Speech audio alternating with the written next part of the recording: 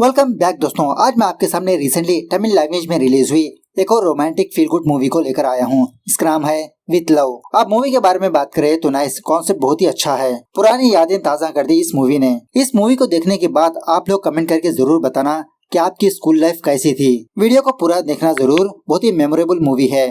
तो अब चलिए फटाफट से वीडियो को स्टार्ट कर लेते हैं। कहानी की शुरुआत में ही मूवी के हीरो सत्या को दिखाया जाता है, जो एक डिजाइनर होता है। सुबह सवेरे सत्या की बड़ी बहन सत्या को कॉल करके किसी कॉफी शॉप पर जाने के लिए कहती है, क्योंकि इसकी बहन ने सत्या के लिए एक लड़की ढूंढा है। उसी लड़की से मिलने के लिए कहती है। पहले तो सत्या यही कहने लगता है, अरे दीदी मैं उस लड़की को जानता नहीं पहचानता नहीं, डायरेक्टली जाकर कैसे मिलूं। सत्या की बहन यही कहने लगती है कि तुम लोग तो डेटिंग ऐप पर यही करते हो ना, स्ट्रेंजर से जाकर मिलना, तो वैसा ही कुछ समझकर जाकर मिल लो, लड़की बहुत ही अच्छी है। बाद में सत्या फटाफट से रेडी शेडी होने लगता है। सत्या की फैमिली के बारे में हम बाद में बात करेंगे। इस घर में यही अकेला रहता है फिलहाल। थोड़ी देर के बाद इसकी बहन दोबारा इसको वीडियो कॉल करने लगती है। कहने लगती है, अरे तुमने दोबारा वही ब्लू शर्ट पहना, कोई अच्छे से कपड़े पहन कर जाओ। सत्या कहने लगता है, अरे दीदी शर्ट बदलने से क्या होगा, पहले तुम उस लड़की की फोटो भेजो मुझे, उस लड़की को कैसे पहचानूंगा। इसकी बहन कहने लगती है कि फोटो वोटो नहीं भेजूंगी मैं, वो लड़की खुद तुमको पहचान लेगी। जब सत्या उस कॉफी शॉप पर जाता है तो वो लड़की खुद सत्या को पहचान कर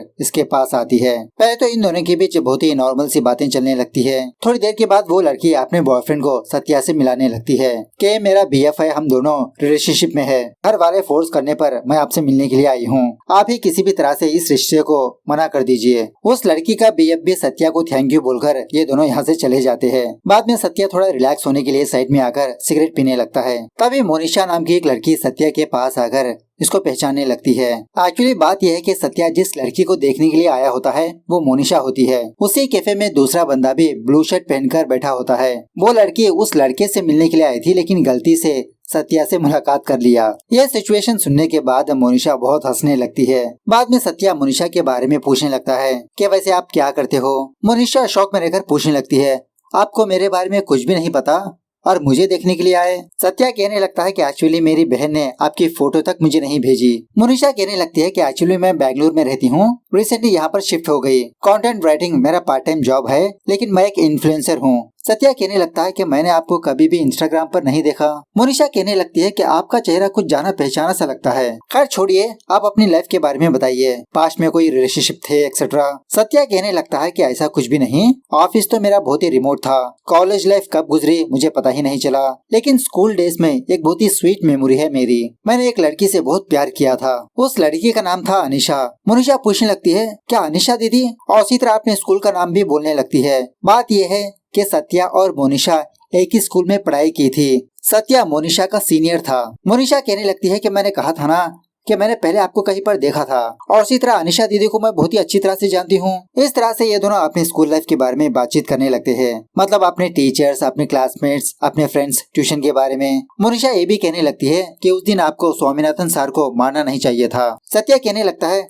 अरे उस दिन उसने क्या काम किया आपको पता नहीं है। मोनिशा कहने लगती है, ये सब कुछ तो ठीक है, अपने पहले प्यार के बारे में बताओ। तो सत्या उसी तरह से मुस्कुराते हुए अपने पहले प्यार के बारे में बताने लगता है। सीन थोड़ा सा फ्लैशबैक में जाने लगता है। एक्चुअली ये अनिशा एक मुस्लिम लड़की होती है। जब सत्या 12th में था उसी वक्त अनिशा भी इसके स्कूल में ज्वाइन हुई, इसके ही क्लास में। जब सत्या अनिशा को देखता है तो इसको एक एंजल की तरह नजर आती है, बस उसे ही देखता रहता है। पढ़ाई में तो ये इतना खास नहीं होता। जब से अनिशा को देखा था यही इसकी सोलमेट समझ गया। कभी भी अनिशा से डायरेक्टली बात नहीं की, लेकिन जब भी अनिशा कहीं से गुजरती जानबूझकर इसके सामने से ये गुजरने लगता।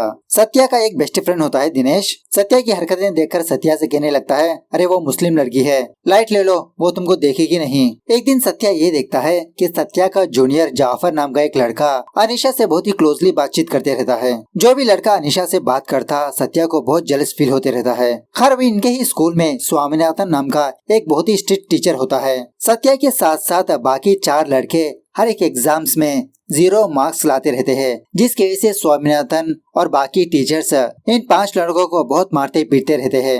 जब स्वामीनाथन सत्या को भी मार पीट रहा होता है तो उसी वक्त मोनिशा इस क्लास में आती है डस्टर लेने के लिए। सत्या जब वापस अपने बेंच पर आता है तो वो अनिशा सत्या से पूछने लगती है, क्या तुमको दर्द हो रहा है। सो सत्या ना का जवाब देने लगता है। पहली बार अनिशा ने सत्या से बात किया। सत्या बहुत खुश होने लगता है। उसके बाद सत्या अपना और अनिशा का नाम लेकर फ्लेम्स खेलने लगता है तो रिजल्ट यल आता है। वो दिनेश कहने लगता है, अरे यल से कुछ नहीं होगा, यह माना चाहिए। मैंने कहा ना, ऑलरेडी लाइट ले लो। और वैसे भी मैंने सुना है कि कोई दूसरा लड़का अनिशा से प्यार कर रहा है। ट्यूशन में तो यही बात चल रही है। तो उस लड़की को वार्निंग देने के लिए उसी शाम सत्या और दिनेश उस अनिशा की ट्यूशन पर जाते हैं। यहाँ पर एक और बात यह है कि इसी ट्यूशन में मोनिशा भी होती है। खैर थोड़ी देर के बाद सत्या और दिनेश उस लड़के को रोककर उसको वार्निंग देने लगते हैं। एक्चुअली ये लड़का दूसरे स्कूल वाला होता है।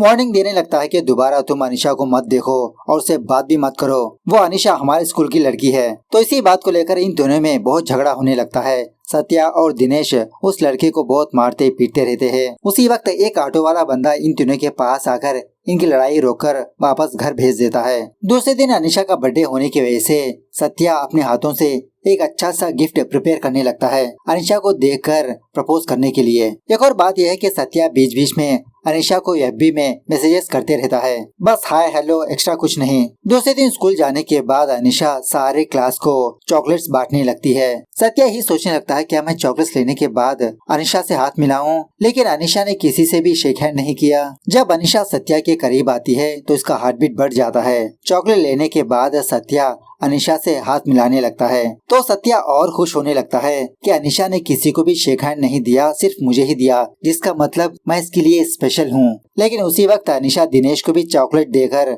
इसे हाथ मिलाने लगती है। बाद में बगल वाले लड़के से भी हाथ मिलाने लगती है। स्कूल खत्म होने के बाद सत्या अनिशा को फॉलो करने लगता है अपना गिफ्ट देकर प्रपोज करने के लिए। लेकिन उसी वक्त सत्या के सामने वो लड़का आता है। एक दिन सत्या और दिनेश ने एक लड़के को मारा ना, वो लड़का अपने सारे स्कूल गैंग को लेकर आता है सत्या को पीटने के लिए। इतने सारे लोगों को देखकर सत्या वहाँ से भागने लगता है। फाइनली सत्या किसी पार्क में आकर फंस जाता है। वो दूसरी स्कूल वाले सत्या को घेर कर उसको वार्निंग देने लगते हैं कि तुमने हमारे बंदे को कैसे मारा पीटा, अब बताओ, आप बोलती क्यों बंद हो गई, मारूं तुमको एक मुक्का। तभी उसी वक्त यहाँ पर सत्या का जूनियर जाफर आता है। इन सारे लोगों को देखकर कहने लगता है कि अरे सत्या हमारा सीनियर है। अब वो सारे लोग जाफर को अच्छी तरह से जानते होते हैं, उल्टा सत्या को सॉरी बोलकर वहाँ से चले जाते हैं। बाद में वो जाफर सत्या से पूछने लगता है, क्यों भैया, अनिशा का मामला है क्या? काफी सारे लोग लाइन में खड़े हैं अनिशा के लिए, तुम जल्द से जल्द प्रपोज कर दो। तो ये सुनने के बाद सत्या को थोड़ा तसल्ली होने लगती है कि जाफर अनिशा को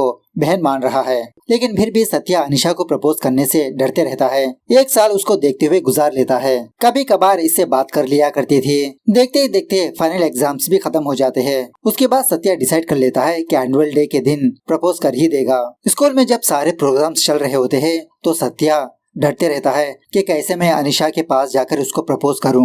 सत्या अपने फ्रेंड दिनेश से यही बात कहने लगता है कि दिनेश, मैंने डिसाइड कर लिया कि आज मैं अनिशा को प्रपोज करूंगा, लेकिन मेरे पास हिम्मत ही नहीं आ रही, क्या करूं मैं, बताओ यार। मुझे भी लगता है कि अनिशा भी मुझसे प्यार करती है, लेकिन कैसे एक्सप्रेस करूं, कैसे फेस करूं, समझ नहीं आ रहा। दिनेश कहने लगता है कि सत्या, तुम उस अनिशा को भूल जाओ, उसकी लाइफ में एक और लड़का आ चुका है। यह सुनने के बाद सत्या शॉक में रह जाता है। दिनेश से कहने लगता है, नहीं, तुम झूठ बोल रहे हो। दिनेश कहने लगता है कि मैंने ऑलरेडी पता कर लिया कि वो अनिशा दूसरे लड़के से प्यार करती है, अब तुम उसे भूल जाओ। लेकिन सत्या इसकी बातों पर भरोसा नहीं करता। तभी दिनेश सत्या से कहने लगता है कि मैं और अनिशा रिलेशनशिप में है। इस तरह से अपना फोन लेकर कुछ मैसेजेस भी दिखाने लगता है। हम दोनों बहुत ही सीरियस तरीके से रिलेशनशिप में है। यह सुनने के बाद सत्या के तो होश उड़ जाते हैं। सत्या दिनेश को बहुत डांटने लगता है कि तुम जानते थे ना कि मैं अनिशा से प्यार करता हूँ, इसके बावजूद भी तुमने मेरे बारे में नहीं सोचा। इस तरह से सत्या स्कूल के बाहर जाकर बहुत फूट फूट के रोने लगता है अनिशा के साथ बिताए हुए पलों को याद करके। तब इसको ये बात भी समझ में आती है कि जब स्वामीनाथन ने सत्या को मारा पीटा था, उस वक्त अनिशा ने सत्या को नहीं बल्कि दिनेश से पूछा था, क्या तुमको ज्यादा लगी तो नहीं? और उसी तरह अनिशा बार बार उस दिनेश को ही देखा करती थी, नहीं कि सत्या को। सत्या ने ही कुछ ज्यादा ही ओवर थिंकिंग कर लिया। तो ये स्टोरी सुनने के बाद मोनिशा बहुत हंसने लगती है। बाद में सत्या एक और बात भी बताने लगता है। उसी फंक्शन के दरमियान में काफी सारा झगड़ा होने लगता है स्वामीनाथन सर को लेकर। मतलब कुछ पेरेंट्स स्वामीनाथन सर को बहुत डांटते रहते हैं क्योंकि इस स्वामीनाथन सर ने गर्ल्स टॉयलेट पर गया सुसु करने के लिए। अब इस स्वामीनाथन ने सत्या को बहुत मारा पीटा होता है और उसी तरह से सत्या बहुत ही अपसेट होता है। गुस्से में आकर अपने ही टीचर को एक थप्पड़ मार देता है। उसके बाद सत्या किसी से भी बात ही नहीं किया, ना अपने फ्रेंड से, ना दिनेश से, ना अनिशा से, बस पढ़ाई पर फोकस करने लगा। प्रेजेंट पर मोनिशा सत्या से पूछने लगती है, उसके बाद क्या हुआ? सत्या कहने लगता है कि उसके बाद कुछ नहीं, मुझे उस अनिशा पर बहुत ही गुस्सा था, मुझे नंबर दिया, मुझसे बात किया और मेरे फ्रेंड से प्यार करने लगी। मोनिशा कहने लगती है, अरे एक लड़की एक लड़के से बात किया तो इसका मतलब ये नहीं कि उसे प्यार करती है। खैर तुमने दोबारा प्रपोज नहीं किया? सत्या कहने लगता है, नहीं, कॉलेज की पढ़ाई के टाइम पर मैं बस उसके अकाउंट को स्टॉक करता था। कॉलेज खत्म होने के बाद मुझे ये बात पता चली कि अनिशा की शादी हो चुकी है, उसका एक बच्चा भी है। ये बात भी मुझे दूसरे फ्रेंड से पता चली। उसके बाद बस जिंदगी ऐसे ही गुजरने लगी। उस कॉलेज के दरमियान में ही मुझे ये बात पता चली कि अनिशा और दिनेश का ब्रेकअप हो चुका था। मैंने दोबारा दिनेश को भी कॉल नहीं किया। मुझे अब बहुत ही रिग्रेट फील हो रहा है। कॉलेज लाइफ मैंने अनिशा को ही याद करके गुजार दिया। काश मैं कॉलेज लाइफ को भी एंजॉय कर पाता। मैं थोड़ा ओल्ड किस्म का बंदा हूँ ना, इसीलिए दोबारा कोई लड़की मेरी जिंदगी में आई नहीं। उसके बाद सत्या मोनिशा के बारे में पूछने लगता है। मोनिशा कहने लगती है कि कॉलेज में मैं एक बंदे से रिलेशनशिप में थी, ब्रेकअप हो गया। उसके बाद वर्क स्पेस पर रिलेशनशिप में थी, उसके साथ भी ब्रेकअप हो गया। अब ब्रेकअप क्यों हुआ यह भी मुझे पता नहीं, लेकिन मेरे 10th में एक बंदे से सच्चा प्यार हुआ था मुझे। लेकिन मेरी कहानी में तुम ही मेन विलन थे। इस तरह से अपने पहले प्यार के बारे में सत्या को बताने लगती है। सो सीन थोड़ा सा फ्लैशबैक में जाने लगता है। जब सत्या 12th में था उस वक्त मोनिशा 10th में थी। अब मोनिशा के बारे में बात करें तो मोनिशा के 2 बेस्ट फ्रेंड्स होते हैं। ये तीनों लड़कियां पढ़ाई में बेस्ट, हमेशा अपने टीचर से मार खाते रहते हैं और उसी तरह ये तीनों हॉस्टल में ही रहते थे। जब पहले टर्म का एग्जाम शुरू होता है तो मोनिशा के बगल में बालाजी नाम का एक लड़का बैठता है जो बहुत ही टैलेंटेड बंदा होता है। मोनिशा बालाजी का पेपर छीनकर कॉपी करने लगती है और उसी तरह से बालाजी का पेपर अपने बाकी फ्रेंड्स को भी देने लगती है। हाँ, बेचारे बालाजी की फटने लगती है। बालाजी का पेपर सर्कुलेट होते हुए नीचे गिर जाता है। तभी क्लास टीचर बालाजी का पेपर देखकर उसको बहुत डांटने लगती है, तुमने अपना पेपर किसको दिया? लेकिन इतना डांटने के बावजूद भी, प्रिंसिपल के पास ले जाने के बावजूद भी बालाजी मोनिशा का नाम नहीं लेता। तो ये देखकर मोनिशा के अंदर बालाजी के लिए फीलिंग्स जाग गई, उसको पसंद करने लगी। बालाजी को ही फॉलो करने लगती, उसे ही देखती, उसके करीब बैठने की कोशिश करती, किसी भी तरह से बालाजी के पास जाकर इसे क्लासेस लेने लगती। जब भी बालाजी दूसरी लड़की से बात करता मोनिशा से बर्दाश्त ही नहीं होता। डिसाइड कर लेती है कि अगर ऐसा ही चलता रहेगा तो कोई लड़की इसको प्रपोज कर देगी, मैं इसको फर्स्ट प्रपोज कर दूंगी। मोनिशा थोड़ा क्लोजनेस बढ़ाने के लिए ट्यूशन पर ज्वाइन होती है। एक दिन मोनिशा बालाजी के पास आकर कहने लगती है कि बालाजी, क्या हम दोनों कुछ दूर साथ चल सकते हैं? इस तरह से ये दोनों पैदल चलने लगते हैं, लेकिन इन दोनों के बीच कुछ भी बात ही नहीं होती। पहले से ये बालाजी बहुत ही शर्मिंदा बंदा होता है। जब बालाजी को प्रपोज करने ही वाली होती है तो उसी वक्त बालाजी मोनिशा से कहने लगता है कि मोनिशा, तुम फटाफट से यहाँ से भाग जाओ। इस तरह से ये भी अपनी साइकिल लेकर भागने लगता है। जब मोनिशा आगे जाकर देखती है तो उसी ग्राउंड में सत्या, दिनेश और दूसरी स्कूल वाला बंदा झगड़ा कर रहे होते हैं। तो ये देखकर मोनिशा ने ऑटो वाले बंदे को रोककर उन तीनों के पास भेजा उस झगड़े को रोकने के लिए। मोनिशा वापस अपने हॉस्टल पर आकर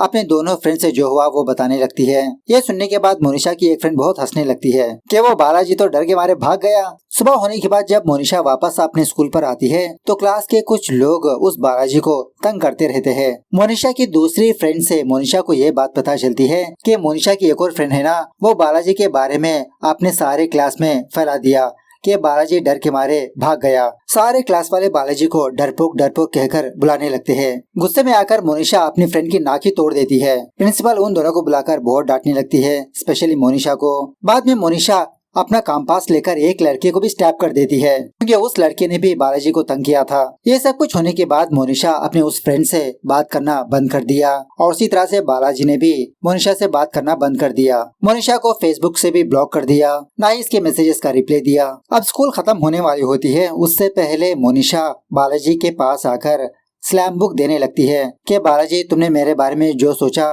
वो लिखो। लेकिन बालाजी उस टाइम पर भी इसे बात नहीं किया। फाइनली स्कूल का एनुअल डे आने पर भी मोनिशा खुश नहीं होती। उसकी फ्रेंड मोनिशा से कहने लगती है कि एटलीस्ट तुम बालाजी के पास जाकर सॉरी तो बोलो। तो मोनिशा ने सोच लिया कि एग्जाम्स के बाद ये बालाजी के पास जाकर एक्सप्रेस करेगी। एग्जाम्स के टाइम पर बालाजी से बात ही नहीं किया, शायद वो डिस्टर्ब हो सकता है। फाइनली लास्ट एग्जाम खत्म होने के बाद उसी वक्त मोनिशा की माँ आकर मोनिशा को अपने साथ ले जाती है। उसके बाद मोनिशा कभी बालाजी को दोबारा नहीं देखा, ये अपनी लाइफ में बिजी हो गई। College, work, job etcetera. खैर प्रेजेंट डे पर एक बंदा मोनिशा के पास आकर सेल्फी मांगने लगता है तो सत्या शॉक में रहकर मोनिशा का इंस्टाग्राम आईडी चेक करने पर 1 मिलियन से भी ज्यादा फॉलोअर्स होते हैं। एक बहुत बड़ी इन्फ्लुएंसर होती है ये। सोचने लगता है कि मैंने मोनिशा को कभी इंस्टाग्राम में देखा ही नहीं। बाद में मोनिशा सत्या से पूछने लगती है कि मान लो अगर अनिशा दीदी तुम्हारे सामने आएगी तो तुम क्या करोगे। सत्या कहने लगता है अरे मैं क्या करूँगा, उसकी तो शादी हो चुकी है, एक बच्चा है। मोनिशा कहने लगती है अगर बालाजी मेरे सामने आएगा ना मैं उसको प्रपोज कर दूंगी। सत्या पूछने लगता है अगर बालाजी की शादी हो चुकी हो तो। मोनिशा कहने लगती है अगर नहीं हुई तो मैं उसको प्रपोज कर दूंगी। यह सुनने के बाद सत्या थोड़ा सा जेलस फील होने लगता है। सत्या पूछने लगता है खैर बाद में हम दोबारा कब मिलेंगे। मोनिशा कहने लगती है कि पहले हम दोनों डेट करते हैं, बाद में देखते हैं। इस तरह से जब अपना नंबर बोलने ही वाली होती है तो तभी मोनिशा सत्या को एक और आइडिया बोलने लगती है। चलो सत्या हम ये काम करते हैं, तुम अपनी एक्स के पास जाकर प्रपोज करो और मैं अपने एक्स के पास जाकर प्रपोज करूंगी, देखते हैं रिएक्शन कैसा होगा। पहले तो सत्या मना करने लगता है, बहुत ही घटिया आइडिया है। लेकिन मोनिशा सत्या से कहने लगती है अरे इसी जर्नी में हम दोनों एक दूसरे को समझ पाएंगे, कल तुम रेडी रहना, हम दोनों इसी काम पर लग जाएंगे। इस तरह से मोनिशा वहाँ से चली जाती है। लेकिन इसी गैप में सत्या मोनिशा का नंबर लेना भूल जाता है। तेरा ऑटो के पीछे पीछे भी भागने लगता है लेकिन नो यूज। घर वापस आने के बाद सत्या इंस्टाग्राम में मोनिशा को मैसेजेस करने लगता है। उसके पोस्ट में भी कमेंट करने लगता है कि मोनिशा मैं हूँ सत्या, प्लीज मुझे कॉल करो। लेकिन ऑफ कोर्स वो तो एक सेलिब्रिटी होती है, इन्फ्लुएंसर, कहाँ किसी के मैसेजेस देखेगी। दूसरे दिन सुबह भी हो जाती है लेकिन वो मोनिशा सत्या को रिप्लाई ही नहीं करती। लेकिन उसी वक्त शॉकिंगली मोनिशा सत्या के घर पर आ जाती है। कहने लगती है कि अगर तुमको इंटरेस्ट नहीं था तो कल ही बता देते, मैं तुमको इतना फोर्स नहीं करती। सत्या समझाने लगता है कि एक्चुअली मेरे पास तुम्हारा नंबर ही नहीं था, मैंने तुमको इंस्टाग्राम में मैसेज किया, तुम्हारे पोस्ट में कमेंट भी किया। मोनिशा सत्या के घर के अंदर आकर इसके फैमिली के बारे में पूछने लगती है। सत्या कहने लगती है कि पहले हम सारे लोग इसी घर में रहा करते थे, मेरी माँ इस दुनिया से चल बसी, मेरी बहन की शादी हो गई, वो ससुराल में है, और मेरे पिताजी मेरे चाचा के साथ गांव में ही रहते हैं, कभी कभार आते जाते रहते हैं। सत्या कहने लगता है कि पहली बार तुम मेरे घर पर आई हो, बताओ क्या खाओगी। मोनिशा कहने लगती है कि मुझे तो मटन बिरयानी खानी है। उसके बाद क्या था, ये दोनों खुद बाजार जाकर गोश्त खरीद कर, उसी तरह से कुछ ग्रोसरीज खरीद कर सत्या अपने हाथों से बिरयानी बनाने लगता है। मोनिशा पूछने लगती है अरे वाह तुमने तो बहुत ही जबरदस्त खाना बनाया। सत्या कहने लगता है अरे हमारे फैमिली का होटल बिजनेस था। इसी बातों ही बातों में ये बात पता चलती है कि सत्या अपने फादर को लाइक नहीं करता, क्योंकि सत्या की मां मरने के बाद इनके रिश्तेदार इनके होटल को छीन लिया। अब सत्या का फादर दोबारा कर्जा करके वही होटल खरीदना चाहता है। उसके बाद वो मोनिशा अनिशा को ढूंढने में लगी रहती है सोशल मीडिया में। दूसरी तरफ सत्या ये ऑब्जर्व करता है कि मोनिशा के हर एक पोस्ट पर टेकी नाम का एक बंदा कमेंट करता रहता है, मतलब some kind of love symbol send करता, प्यार भरी बातें करता। अपने एक्स को ढूंढने के लिए मोनिशा बहुत कोशिश करती रहती है लेकिन सत्या कुछ भी एफर्ट ही नहीं लगाता। बस ये इस बात से खुश होता है कि मोनिशा इसके घर पर आई है। मोनिशा इस चीज को नोटिस करके एक प्लान बनाती है, सत्या को काफी सारी दारू पिलाने लगती है, शायद नशे में सच बता दे अपने फ्रेंड्स के बारे में। तो सच में दारू पीने के बाद सत्या कहने लगता है कि मेरे पास उस दिनेश का नंबर है। मोनिशा फटाफट से उस दिनेश को कॉल करने लगती है। इतने सालों के बाद सत्या की आवाज सुनकर उसको बहुत सारी बोलने लगता है दिनेश। सत्या अभी भी दिनेश के धोखे को नहीं भूला होता, बहुत गालियां देने लगता है, बहुत डांटने लगता है कि साले तुमने एक फ्रेंड को धोखा दिया। सत्या पूछने लगता है कि अरे दिनेश एक आखिरी सवाल का जवाब दो मुझे, क्या अनीशा को मेरे बारे में कुछ भी नहीं पता। तो दिनेश सत्या को एक शॉकिंग बात बताने लगता है। एक्चुअली स्कूल टाइम से अनीशा ने सत्या को ऑब्जर्व किया था। दिनेश से पूछा था क्या वो सत्या मुझसे प्यार करता है, लेकिन दिनेश ने कहा छी छी वो तुमसे प्यार नहीं करता, वो बस ऐसे ही तुमको देखता है, वो तो तुमको अपनी बहन मानता है। इस तरह से अनिशा को डाइवर्ट करके अपना प्यार का इजहार किया था। यह सुनने के बाद सत्या और फुट फुट के रोने लगता है नशे में। मोनिशा दिनेश से पूछने लगती है क्या तुम्हारे पास अनिशा का नंबर है, तो दिनेश के पास भी नंबर नहीं होता। उसके बाद ये दोनों ट्रेन पकड़कर अपने स्कूल के पास जाने लगते हैं और उसी तरह मोनिशा ये भी कहने लगती है कि एक छोटा सा फंक्शन है, वहाँ पर भी अटेंड होना है हमको। जर्नी के दरमियान में सत्या मोनिशा की फैमिली के बारे में पूछने लगता है। मोनिशा कहने लगती है कि जब मैं स्कूल पढ़ रही थी उसी वक्त मेरे पापा की मौत हो गई थी। मेरी माँ ने ही मुझे पाल पोस कर बड़ा किया।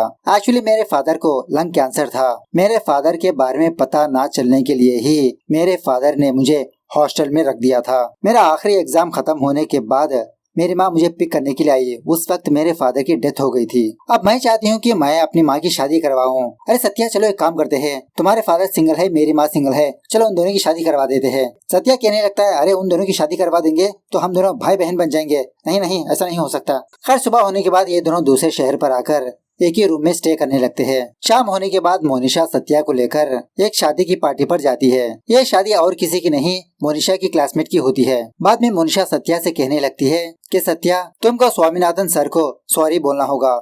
इस तरह से जो हुआ वो बताने लगती है। एक्चुअली जिस दिन फेयरवेल डे चल रहा था उस वक्त मोनिशा की दूसरी फ्रेंड जिसने बालाजी के बारे में बताया था वो बाथरूम के पास आकर रोती रहती है, क्योंकि इस लड़की का बीएफ ने इसके न्यूड फोटोज को अपने पास रखकर ब्लैकमेल करने लगा। और इस लड़की का बीएफ और कोई नहीं, फिलहाल जिसकी शादी हो रही होती है वही लड़का होता है। तभी इन लड़कियों के पास स्वामीनाथन सर आकर इनकी प्रॉब्लम पूछने पर वो लड़की सब कुछ बता देती है। उसके बाद जब वो स्वामीनाथन थोड़ा आगे जाता है, मतलब लेडीज बाथरूम के आगे जाता है, तो तभी लेडीज टीचर या पेरेंट्स स्वामीनाथन को देखकर इसको गलत समझने लगे। तो इसी बात को लेकर बहुत झगड़ा हुआ और सत्या ऑलरेडी गुस्से में था, इसीलिए अपने टीचर को ही एक थप्पड़ मार दिया बिना सोचे समझे। स्वामीनाथन ने किसी का भी नाम बाहर नहीं रखा, शायद उनके करियर बर्बाद हो सकते थे। तो ये सच सुनने के बाद सत्या के होश ही उड़ जाते हैं। अरे यार, मैंने इतनी बड़ी गलती कर दी। उसी वक्त वो स्वामीनाथन सर इस शादी पर आता है। सत्या अपने सर के पास जाकर बहुत माफी मांगने लगता है। वो स्वामीनाथन भी सत्या को माफ कर देता है और ये भी कहने लगता है कि उस दिन तुमने मुझे मारा,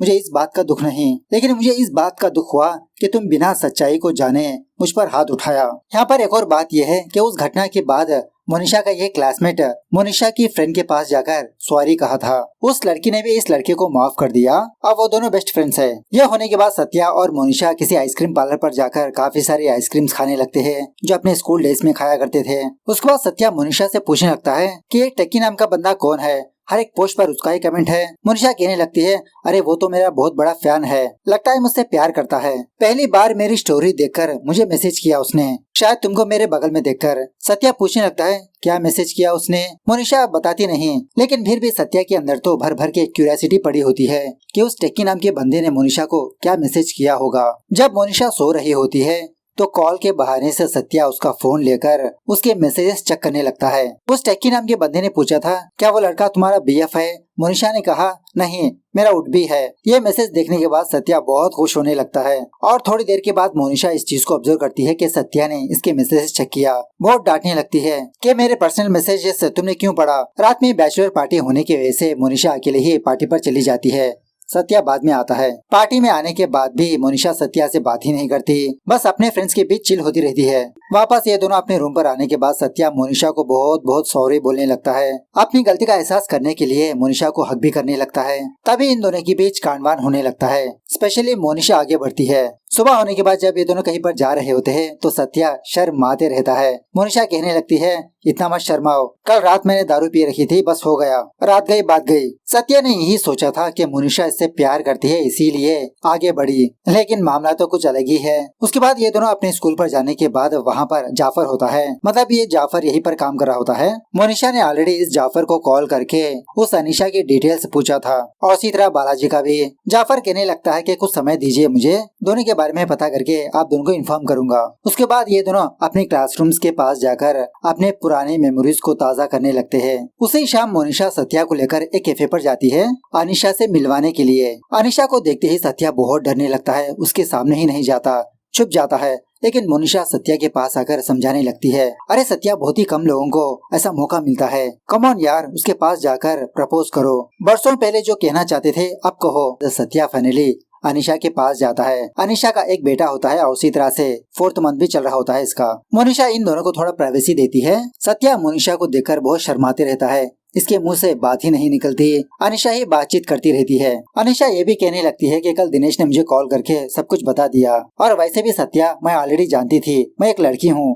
एक लड़का किस नजरिए से एक लड़की को देखता है वो एक लड़की अच्छी तरह से जानती है, लेकिन तुम्हारे पास ही हिम्मत नहीं थी कि तुम मेरे पास आकर प्रपोज करो, हमेशा बस एफबी में मैसेजेस किया करते थे। सत्या अनिशा को वो गिफ्ट देने लगता है जिसने अपने हाथों से बनाया था अनिशा को देने के लिए। इस गिफ्ट में सत्या ने अनिशा का नाम हर एक लैंग्वेज में लिखा होता है। अनिशा इस चीज को देखकर बहुत खुश होने लगती है कि मुझे तो यकीन ही नहीं हो रहा कि कोई लड़का मुझसे इतना प्यार किया करता था। चलो आप बताओ जो बोलने के लिए आए थे। तो सत्या बहुत ही हिम्मत जुटाकर अनिशा को प्रपोज करने लगता है, Anisha I love you. Anisha कहने लगती है, सॉरी सत्या, मेरी ऑलरेडी शादी हो चुकी है। बाद में ये तीनों ढेर सारी बातें करते हुए अच्छा सा टाइम स्पेंड करने लगते हैं। अनिशा स्पेशली सत्या और मोनिशा को बेस्ट ऑफ लक कहने लगती है। वहाँ से बाहर आने के बाद सत्या मोनिशा को हक करके बहुत थैंक यू बोलने लगता है कि इतना अच्छा पल इसके जिंदगी में लाने के लिए। वापस अपने रूम पर आने के बाद सत्या फ्लेम्स करने लगता है।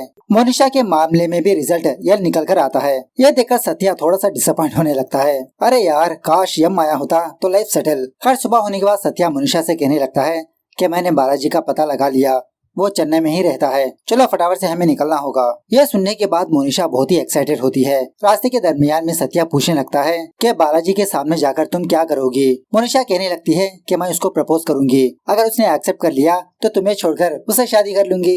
एक्चुअली कल रात टिक्की नाम का एक बंदा सत्या को कॉल किया था, वही जो हमेशा मोनिशा के पोस्ट पर कमेंट करता था। शॉकिंग बात यह है कि वही बंदा बालाजी होता है। वो बालाजी अपने दूसरे आईडी से चुप चुप के मोनिशा को फॉलो करते रहता है। ये बालाजी अपने 10th क्लास में से ही मोनिशा से प्यार किया करता था, लेकिन कभी भी इजहार नहीं किया। तो इसी के बारे में जानकर प्रेजेंट सत्या मोनिशा को लेकर बालाजी के पास आता है। मोनिशा और बालाजी काफी देर तक बातें करने लगते हैं। सत्या ऑलरेडी इन दोनों को स्पेस दे चुका होता है। बालाजी ये भी कहने लगता है कि लास्ट एग्जाम के बाद मैं तुमको प्रपोज करने वाला था, लेकिन एग्जाम खत्म होने के बाद तुम चली गई। उस टाइम ना तुमने मुझे प्रपोज किया ना मैंने तुमसे, मैं तो बहुत ही डरा हुआ था। दूसरी तरफ सत्या की बड़ी बहन सत्या को कॉल करने पर सत्या फटाफट से हॉस्पिटल पर जाने लगता है। बात यह है कि सत्या का फादर बेहोश होकर गिर गया था, वो हॉस्पिटल में होता है। अपने पापा के पास जाने के बाद अपने पापा को बहुत डांटते रहता है। सत्या का फादर भी कहने लगता है कि तुम्हारी माँ जाने के बाद तुम्हारी माँ की याद वही होटल है, उसे ही मैं हासिल करने की कोशिश कर रहा हूँ,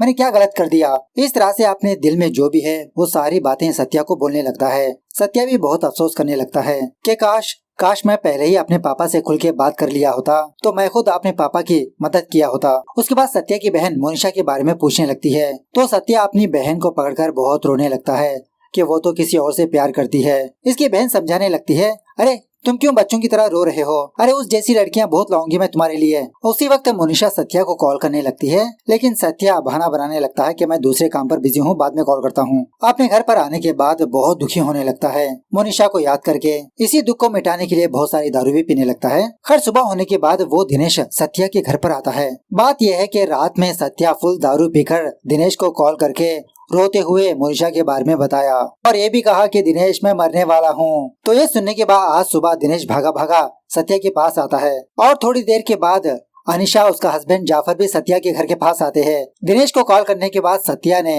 इन दोनों को भी कॉल किया था कि मोनिशा मेरी जिंदगी से चली गई, अब मैं मर जाऊंगा। उसके बाद इसकी बहन भी फूल का हार लेकर सत्या के घर पर आती है। पूछने लगती है कि रात को कॉल करके हार लाने के लिए क्यों कहा। जब इसकी बहन को सच्चाई पता चलती है तो इसकी बहन सत्या को बहुत मारने पीटने लगती है कि उस लड़की के लिए तुम मरने वाले हो, छी। और थोड़ी देर के बाद वो बालाजी भी सत्या से मिलने के लिए इसके पास आता है। कहने लगता है कि सत्या तुम तो बहुत ही लकी हो कि मोनिशा जैसी लड़की तुम्हारी लाइफ में है। कल इन दोनों के बीच क्या हुआ वो सत्या को बताने लगता है। मतलब स्कूल खत्म होने के बाद मोनिशा मूव ऑन हो गई, लेकिन बालाजी मूव ऑन नहीं हो पाया। उसके इंस्टाग्राम को स्टॉक करता रहा। अभी भी इसको डर होता है कि कहीं मोनिशा इसके प्यार को रिजेक्ट ना कर दे। मोनिशा समझाने लगती है, अरे बालाजी स्कूल के बाद मेरे और 2 रिलेशन थे, मैंने तुमको इसीलिए याद रखा क्योंकि तुम मेरे पहला प्यार थे, लेकिन अब फीलिंग्स बदल चुकी है, माहौल बदल चुका है। जब से मैं सत्या से मिली हूँ सत्या ही मेरा लाइफ पार्टनर है। तो यह सुनने के बाद सत्या बहुत खुश होने लगता है। सत्या के घर के नीचे मोनिशा होती है। सत्या को देखकर 2-4 छापड़ मारने लगती है